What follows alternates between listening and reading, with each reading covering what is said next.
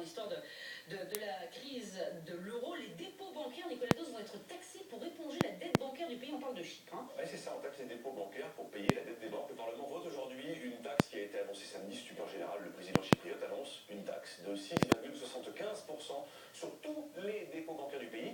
Et cette taxe, elle monte même à 9,9% pour les dépôts qui dépassent 100 000 euros. L'Europe était d'accord pour apporter 10 milliards d'euros de financement à Chypre. 10 milliards, mais pas un sou de plus.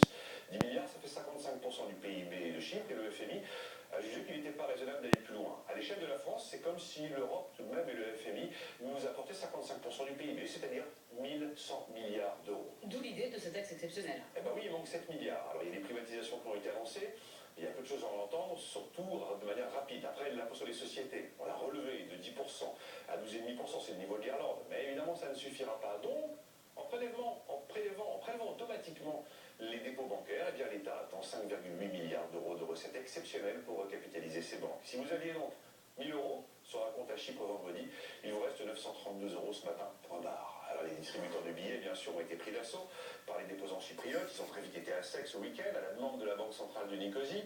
Les sites web des banques étaient totalement inaccessibles, aucun virement possible. Les agences sont fermées et les comptes sont sous séquestre. Vote du Parlement aujourd'hui. Alors évidemment, on est inquiet quand on entend ça, Nicolas Dos. Est-ce que ce qui se passe à Chypre peut se passer ailleurs, éventuellement chez nous? Écoutez, tout est possible. Les taxes, il y en a dans tous les sens. Mais je pense que Chypre restera un cas à part pour 3 raisons. D'abord, le secteur bancaire est totalement hypertrophié. Il pèse 7 fois la taille réelle de l'économie, ce qui est une anomalie. Ensuite, Chypre, c'est un petit pays. Donc les risques de dommages collatéraux sont limités. On imagine qu'une ruée sur les guichets bancaires à Chypre, ça n'a pas le même poids, le même choc qu'une ruée sur les guichets bancaires en France ou en Italie. Et surtout, et ça c'est la principale raison, Chypre, c'est un paradis fiscal, notamment pour les Russes. Les sociétés russes bénéficient d'un Eldorado fiscal à Chypre, ce qui explique pourquoi d'ailleurs elles ont fait de Chypre un véritable centre offshore. Donc cette taxe, elle vise les épargnants russes. En tout cas, là où l'histoire nous concerne, c'est que d'une manière ou d'une autre, par l'impôt, par la baisse des salaires, par les défauts souverains, par la rigueur, c'est bien nous tous qui paierons cette crise du surendettement.